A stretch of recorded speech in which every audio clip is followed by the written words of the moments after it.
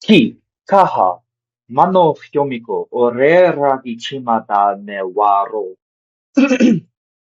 Wrong topic.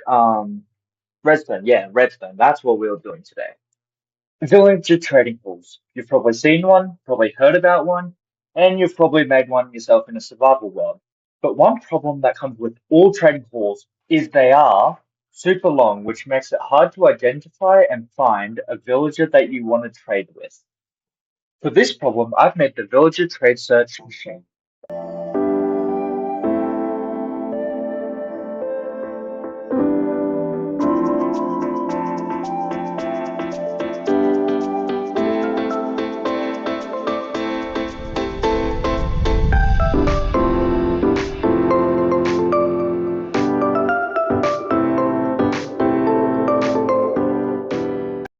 Hello, this is the Villager Trade Search Machine, and it works by grabbing an item or the trade you want from this. So say I want to trade coal, I'd get coal out of here and then stick it in this chest and then wait for it to bring me a villager with the coal trade. Give it a sec.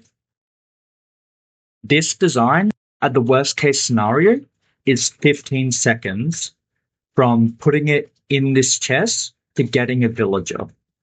This villager has the coal trade. Now we can either press the button to send it back to where it came from, and we can still pick this villager during today.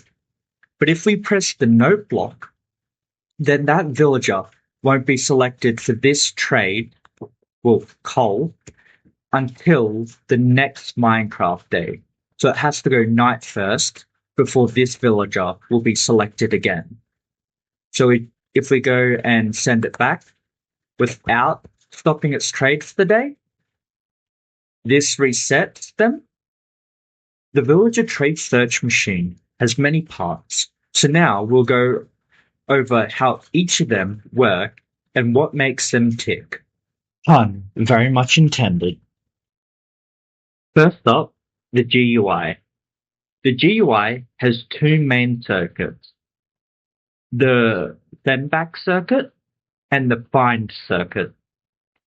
For the find circuit, you first input one of these items into this chest, which sends it down this hopper line into the barrel, into this hopper minecart, which goes along this rail.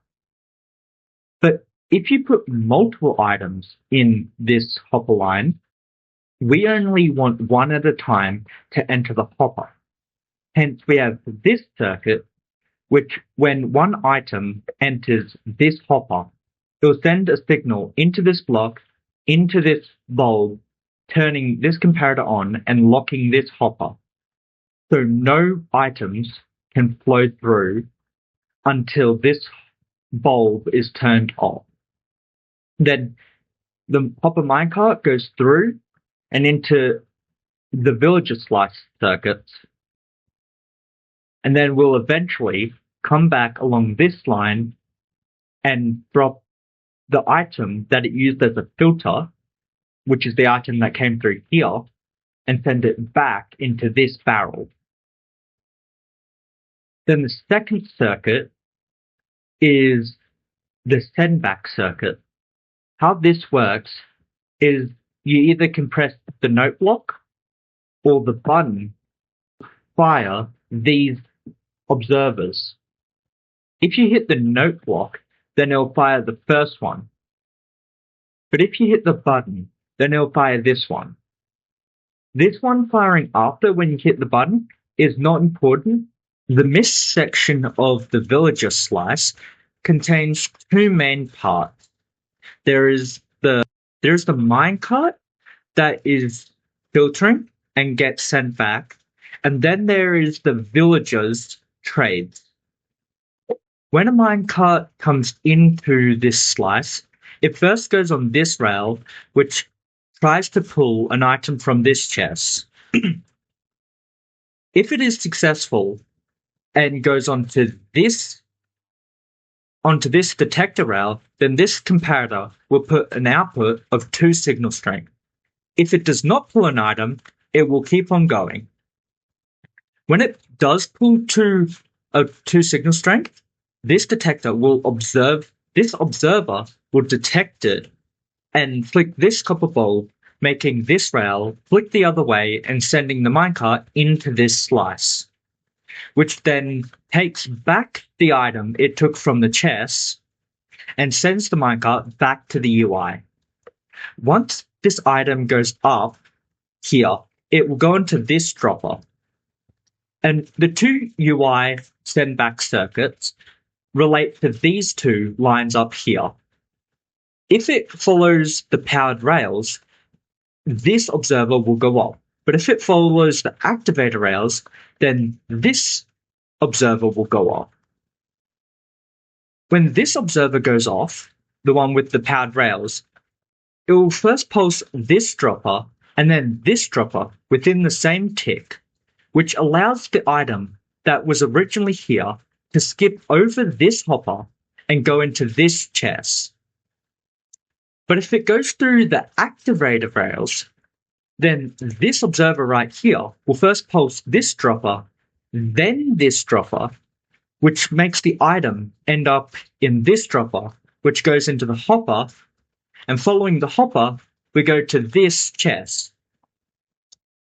If an item ends up in this upper chest right here, it signals that that trade for the villager needs to be restocked, meaning that night has to pass before it can be an available one again, which is how this circuit moderates it. This circuit waits till night to unlock this hopper and send all of these trades that need to be restocked into its available trade chest. And then there's actually the villager send and receive slice. So when this comparator turns this dust on, this observer goes into this 4-tick delay redstone repeater, which then sends the villager down this way, sending it to the UI, and also sending a signal down here, which selects this slice and will flick this rail the other way. So when the villager eventually comes back, it will turn into this slice and go here. But if this one isn't turned, it'll keep on going until it can find a slice to turn into. This circus tree down here, it will turn off all the slices that have been selected that are in front of this slice. So when the minecart comes in, it turns into this slice. But it does not care about all the slices behind it, as it can't go through if it's already turned into the station. Now that we've looked at the villager trade search machine components, we need to talk about its limits. The 2 limits I'd like to highlight are its speed and the rare case that when you put an item in to filter through the villagers, that it doesn't select any villagers, and the machine will break because of this. So for the first one, speed, the main bottleneck is this hopper minecart has to go all the way through this and then come back.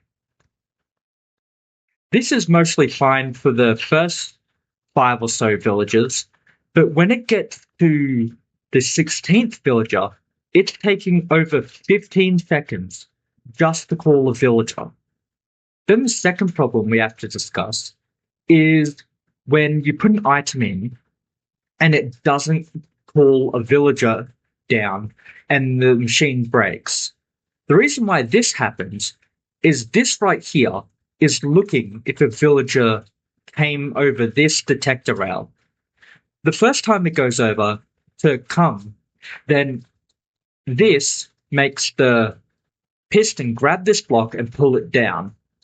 Then when it goes back to its station, it goes over the detector rail again, which makes this repeater pulse through the block that's down and then into this redstone repeater, pushing this block back up. And this observer then watches this 4-tick repeater and sends it into this copper bowl, temporarily opening this so this copper bowl can turn itself off, which allows more items to go through. Doesn't send a villager up here, then this detector rail will never be pulled, and then this will never temporarily turn off, so this can reset. Improvements to the design I would like consist of making it faster, adding a curing station, and also the addition of bulk trading. So it allows you to select a trade and it will bring up a specified number of villagers selected by the user with that same trade, so the user doesn't have to constantly send back a villager, then wait for the next one to come. That's all for the villager trade search machine. I believe this is the part where I put in a shameless plug to my YouTube channel, where I sometimes do redstone, sometimes do conlanging. And if you have any improvements to the design or add-ons that you want to suggest, comment them below. And I'll leave the world download in the description, where people who download the world can get a sneak peek at version 2.